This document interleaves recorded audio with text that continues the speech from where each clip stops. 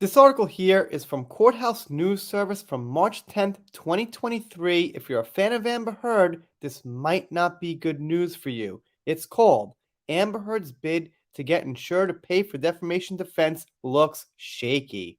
Now, this here is a pretty serious article. There's no polarization as far as politics, taking sides, things like that. Pretty much straight up facts. Let's see what we got. Actress Amber Heard may be striking out in her attempt to get one of her insurance companies to reimburse her for hundreds of thousands of dollars in legal costs to defend the defamation lawsuit by her ex-husband, Johnny Depp. Wow, that sounded great. Amber Heard might be striking out. What a nice way to put it. U.S. District Judge George Wu in Los Angeles issued a tentative ruling dismissing Heard's breach of contract and breach of the implied covenant of good faith and fair dealing claims against New York Marine and General Insurance ahead of a Monday hearing.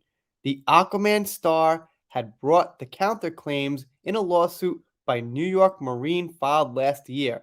Now, I'm not sure why they've got quotations around Aquaman. The quotation should be around Star, in my opinion, but they tried. The insurer seeks a ruling that it shouldn't have to pay Heard under the $1 million policy either for her legal costs or the judgment against her because her liability for defamation was a result of a willful act by her. Not just one willful act, many willful acts. So they got the right idea here, but the writing could be even better. Heard in response claims New York Marine reneged on its obligation to defend her under the insurance policy that included comprehensive personal liability coverage. Specifically, she says, the insurer had reserved its rights to deny coverage on the basis that she behaved intentionally when purportedly defaming Depp and, as such, had created a conflict of interest that obligated her to retain independent counsel rather than the lawyers the insurer had appointed to defend her. New York Marine's appointed counsel withdrew from the case before it went to trial last year in Virginia, and according to Wu's tentative ruling, New York Marine agreed to reimburse Heard's other insurer Travelers Commercial Insurance for some of the money it paid toward Heard's defense in the Depp case, but hasn't done so. And the insurance company says the lawyers it appointed were already the same ones that were representing Heard.